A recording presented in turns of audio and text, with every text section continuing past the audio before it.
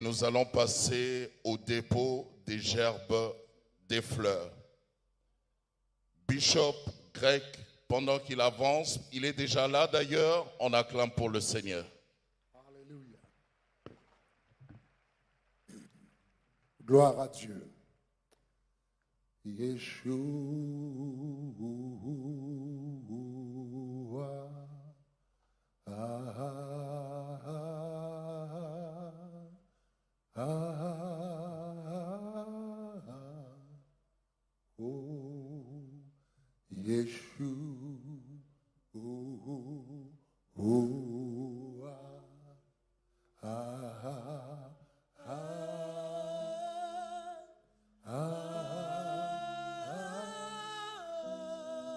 Est-ce qu'on peut dire Yeshua? Yeshua.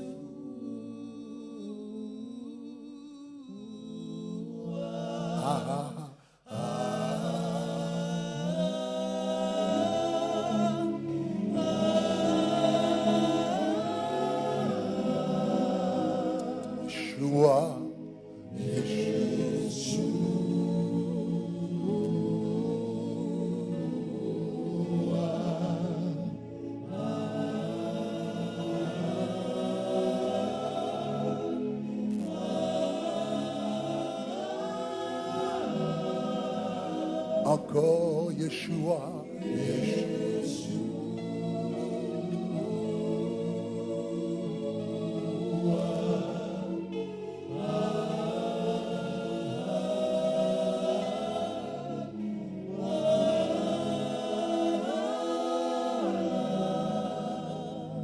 Seigneur, nous te remercions pour ta présence en ce lieu.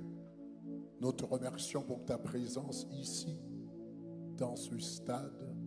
Nous te remercions pour ta parfaite volonté qui se fait dans notre vie. Au nom de Jésus-Christ. Amen. Salutations donc à Pasteur Marcelo Tunassi, Son Excellence, Monsieur le Président, Madame la Première Dame, les églises Compassion de la Compassion.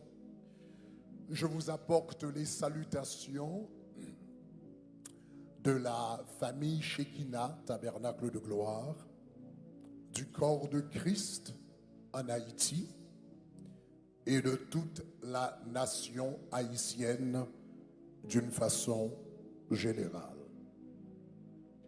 Il y a des tragédies qui arrivent dans la vie qui nous font penser que nous devrions avoir une réponse ou une explication de la part de Dieu. Et parfois, nous pouvons même penser que nous avons la réponse. Ce sentiment de droit et même de présomption de savoir peut nous conduire ou encore peuvent nous conduire à une sorte d'auto-illusion. Il est vrai que nous apprécierions à avoir une réponse de la volonté de Dieu. Ce serait très apprécié d'avoir une réponse de la part de Dieu en cas de crise ou en temps de crise. Mais les réponses, ce n'est pas vraiment ce qu'il nous faut dans les moments de crise. Il nous faut quelque chose d'autre. Et ce dont nous avons besoin, nous le trouvons dans l'histoire de Job. Donc ce matin, rapidement, en guise de prédication, je voudrais vous lire quelques passages du livre de Job, quelques textes du livre de Job qui pourront vous encourager en ce moment difficile. Donc tout d'abord, je vous mets dans le contexte. Job, c'était un homme qui vivait dans un pays en Orient. La Bible dit que c'était un homme intègre qui craignait Dieu et qui se détournait du mal. Le texte, la Bible dit, il avait 7 fils et 3 filles. Il possédait 7000 brebis, 3000 chameaux, 5000 paires de bœufs, 500 ânesses et un très grand nombre de serviteurs. Donc, en d'autres termes, ce texte décrit l'intégrité de Job. Il craignait Dieu. Ce texte décrit sa famille. Il avait 7 fils et 3 filles. Le texte décrit sa richesse. Il possédait 7000 brebis, 3000 chameaux et des paires de bœufs, etc. Et également sa réputation. Cet homme était le plus considérable des fils de l'Orient. Mais un jour, alors qu'il vivait très bien chez lui, soudainement, donc cet homme a dû faire face à plusieurs malheurs en même temps. D'un coup, premièrement, il a perdu sa richesse. D'un seul coup, il a perdu ses bœufs. Pendant qu'il était à la maison, un serviteur est venu lui dire, les bœufs labouraient et les ânesses paissaient à côté d'eux, et les Sabéens se sont jetés dessus, et ils ont enlevé les bœufs, et ils ont passé les serviteurs au fil de l'épée, et je me suis échappé moi seul pour t'en apporter la nouvelle. Pendant que cet homme parlait, un autre est venu lui dire, le feu de Dieu est tombé du ciel et embrasé tes brebis et tes serviteurs et les a consumés, et je me suis échappé moi seul pour t'en apporter la nouvelle. Pendant que cet homme parlait, un troisième est venu pour lui dire, des Chaldéens formés en bande de 3 se sont jetés sur les chameaux, ils les ont enlevés et ils ont passé les serviteurs au fil de l'épée, et je me suis échappé moi seul pour t'en apporter la nouvelle. Donc Job s'est dit en lui-même, j'ai perdu toute ma richesse en un seul jour, mais au moins j'ai ma famille. Il n'avait pas encore fini de parler quand un homme est venu pour lui dire, voici un grand vent est venu de l'autre côté du désert et a frappé les 4 coins de la maison, et elle s'est écroulée sur les jeunes gens. Ils sont tous morts. Et je me suis échappé pour t'en apporter la nouvelle. En un seul jour, cet homme a perdu sa richesse, ses serviteurs, sa maison et sa famille. La première réaction de Job, la première réaction de Job, c'était de dire que l'Éternel a ôté et l'Éternel a donné, que le nom de l'Éternel soit béni. Mais ça, c'était la première réaction. Job en a eu d'autres après celle-ci qui n'étaient pas aussi positives. Job a eu une deuxième réaction dans Job chapitre 3, quand la frustration a commencé à s'installer dans sa vie. Les amis n'étaient plus là, les parents n'étaient plus là, et il était tout seul chez lui. Et la frustration a commencé à s'installer en lui. Il a dit dans Job chapitre 3, verset 3, périsse le jour où je suis né. Et la nuit qui dit un enfant mâle est conçu. Job était tellement frustré qu'il est même arrivé à dire, pourquoi ne suis-je pas mort dans le ventre de ma mère? Et pourquoi n'ai-je pas expiré aux sorties des entrailles? Donc, Job à un moment était peut-être même devenu un peu suicidaire. C'était sa deuxième réaction. Et la troisième réaction de Job, que nous trouvons dans Job chapitre 31, c'est qu'il a traduit Dieu en tribunal.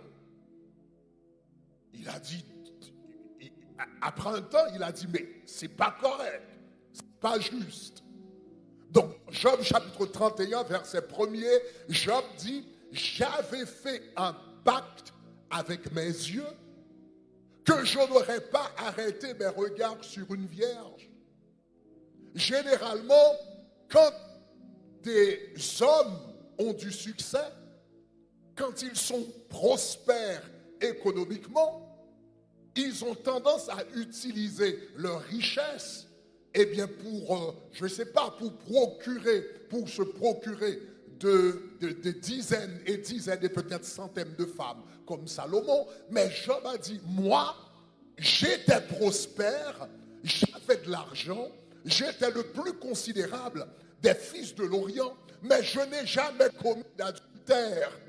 Je n'ai jamais commis de fornication. J'avais même fait un pacte, une alliance avec mes yeux que je n'arrêterai pas même mes regards sur une vierge. Et Job continue dans Job 31, verset 2. Mais quelle part Dieu m'a réservé d'en haut? Quel héritage le Tout-Puissant m'a envoyé des cieux? Job continue pour dire, la ruine n'est-elle pas pour le méchant et le malheur pour ceux qui commettent l'iniquité? Donc Job a dit, je suis confus, je ne comprends pas. J'ai mené une vie de droiture, j'ai mené une vie d'intégrité, j'ai mené une vie d'obéissance, mais quel héritage le Seigneur m'a réservé d'en haut? C'est qu'il a pris toute ma famille dans un seul jour. Est-ce que ça, c'est l'héritage des serviteurs de Dieu? Donc dans Job 31, le verset 4, Job 31, le verset 4, Job a dit, Dieu n'a-t-il pas connu mes voies? Donc Job a dit, on dit souvent que Dieu est omniscient, mais peut-être qu'il n'a pas connu mes voies. Peut-être qu'il n'est pas au courant de ma droiture, de mon intégrité et de mon obéissance. Il dit, n'a-t-il pas compté tous mes pas? Et il continue au verset 5 pour dire, si j'ai marché dans le mensonge, si mon pied a couru vers la fraude, que Dieu me pèse dans des balances justes. Et il reconnaîtra mon intégrité. Que Dieu me pèse dans des balances justes. Job a dit, Seigneur, il y a un problème. Ta balance ne fonctionne pas. Tu as une balance déséquilibrée. Tu as une balance mal ajustée. Que le Seigneur me pèse sur des balances justes. Ta balance n'est pas juste, alors tu reconnaîtras mon intégrité. Le Seigneur a laissé parler Job, et dans Job chapitre 38, le Seigneur répond aux interrogations de Job. Le Seigneur répond avec ces mots au verset 1er. L'Éternel répondit du milieu de la tempête et dit, qui est celui qui obscurcit mes desseins par des discours sans intelligence? Qui est celui qui obscurcit mes desseins par des discours sans intelligence? Et le Seigneur dit à Job, saint terrain, comme un vaillant homme, je t'interrogerai et tu m'instruiras. Job dit, puisque tu as dit, je ne connais pas tes voies, puisque tu as dit, ma balance n'est pas juste, donc cela veut dire, Job, tu sais mieux que moi, donc je vais te poser quelques questions et toi, Job, tu vas m'instruire, tu vas m'enseigner comment gouverner le monde et comment faire les choses. Donc Job, c'est terrain, je vais te poser quelques questions. et toi tu m'instruiras. Et le Seigneur commence. Où étais-tu quand je fondais la terre? Première question. Le jour où j'ai dit que la lumière soit et la lumière fut, où étais-tu, Job? Parce que tu es plus intelligent que moi, tu dois pouvoir répondre à mes questions. Le Seigneur dit, dis-le si tu as de l'intelligence. Et au verset 4, le Seigneur dit, qui en a fixé les dimensions? Le sais-tu? Si la terre était plus grande, elle ne pourrait pas fonctionner comme elle fonctionne maintenant. Si la terre était plus petite, elle ne pourrait pas fonctionner comme elle fonctionne maintenant. La vie humaine ne serait pas possible si la terre était plus petite ou plus grande. Donc Dieu a dit à Job, qui a fait les travaux mathématiques, physiques, astrophysiques pour pouvoir déterminer les dimensions de la terre?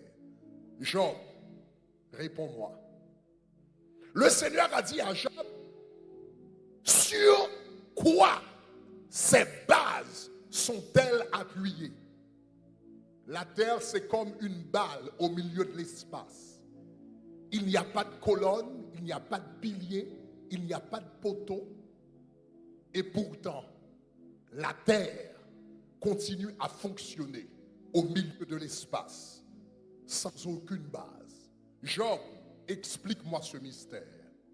Donc, le Seigneur a dit à Job, qui a fermé la mer avec des portes quand elle s'élança du sein maternel? Quand tu es au bord de la plage, tu vois les vagues de la mer venir avec toute leur force, leur arrogance. Mais quand il arrive au bord de la mer, soudainement, eh bien, les vagues s'abattent, soudainement leur force se diminue et elles font du recul. C'est qu'il y a une porte. Le Seigneur a dit, comment ai-je fait pour mettre ces portes? Donc le Seigneur a posé à Job à peu près une 60aine de questions. Parce que Job, tu es plus intelligent que moi, tu dois répondre à ces questions. Comment Job a répondu? Donc, dans Job chapitre 40, Job 38 et 39, le Seigneur a posé des questions. Dans Job chapitre 40, la Bible dit, l'Éternel dit au verset 6 à Job du milieu de la tempête, c'est terrain comme un vaillant homme. Le Seigneur a dit plutôt à Job, chapitre 40, verset 1er, est-ce que Job, celui qui dispute, Job 40, verset 2, le Seigneur a dit, celui qui dispute contre le Tout-Puissant, est-il convaincu? Celui qui conteste avec Dieu, a-t-il une réplique à faire? Et Job répondit au verset 3, voici, je suis trop peu de choses, que répliquerai-je? Job dit, je mets la main sur la bouche, j'ai parlé une fois, je ne répondrai plus. 2 fois et je n'ajoute rien. Et le Seigneur continue au chapitre 40 et 41 à poser d'autres questions à Job. Et Job encore a réagi. Job a finalement dit, je reconnais que tu peux tout et que rien ne s'oppose à tes pensées. Oui, j'ai parlé sans les comprendre de merveilles qui me dépassent et que je ne conçois pas. Et Job dit, c'est pourquoi je me condamne et je me repens sur la poussière et sur la cendre. Donc c'est très intéressant que Job passait par un moment de crise. À un moment, il a dit à Dieu que Seigneur, tu es injuste, tu n'as pas connu mon intégrité. Mais le Seigneur lui a posé des questions pour lui faire comprendre qu'il n'est pas aussi intelligent qu'il le pensait. Le Seigneur lui a posé des questions pour lui faire comprendre que je suis souverain. Et le Seigneur est même arrivé. Le Seigneur a même dit à Job, de qui suis-je le débiteur? Je le paierai. En d'autres termes, Dieu voulait dire à Job, je suis souverain. Je fais tout ce que je veux, où je veux, aussi longtemps que je veux, avec qui que je veux, et je n'ai à rendre compte à personne, parce que je suis Dieu. Donc Job s'est dit, tu es le Tout-Puissant, et tu fais ce que tu veux. Donc Job a reconnu la souveraineté de Dieu. Job voulait des réponses, mais le Seigneur ne lui a pas donné des réponses. Il a posé des questions, mais le Seigneur a refusé de répondre aux questions.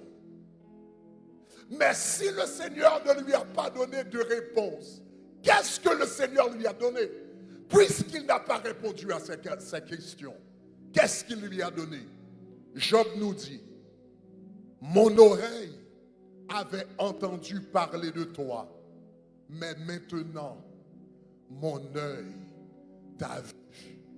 Dans mon intégrité, mon oreille avait entendu parler de toi. Dans ma droiture, mon oreille avait entendu parler de toi. Dans ma vie d'obéissance, mon oreille avait entendu parler de toi. Mais dans cette crise, dans cette épreuve, dans cette difficulté, mes yeux t'ont vu. En d'autres termes, Dieu s'est approché de lui au milieu de la crise. Dans les moments difficiles, souvent nous demandons à Dieu de nous donner des réponses. Le Seigneur ne nous donne pas de réponse, mais il nous donne sa présence. Donc, aujourd'hui, mon ami pasteur Marcelo, ce que le Seigneur te donne, c'est sa présence. La famille Tunasi, ce qu'il vous donne, c'est sa présence. La famille Kandolo, ce qu'il vous donne, c'est sa présence. Les églises Compassion, ce qu'il vous donne, c'est sa présence. Le corps du Christ à RDC, ce qu'il vous donne, c'est sa présence. Et si vous avez la présence, vous avez tout ce qu'il vous faut. Que le Seigneur vous bénisse. Vous bénisse, soyez au nom de Dieu.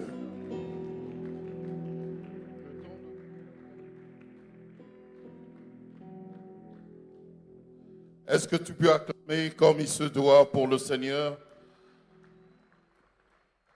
Un très bon message, un très bon message. Nous allons continuer notre programme, mesdames et messieurs. Cette fois-ci, nous allons passer au dépôt des gerbes de fleurs. Et merci à ceux qui se sont fait enregistrer. On va vous citer nommément et par catégorie, vous allez passer pour déposer votre gerbe de fleurs. Ce temps sera agrémenté, soutenu bien sûr par Gaël Musique, pendant que nous allons déposer nos gerbes de fleurs. Encore une fois, je vous dis merci de nous soutenir au nom des familles Kandolo et famille Tunasi. Dépôt des gerbes de fleurs. Musique.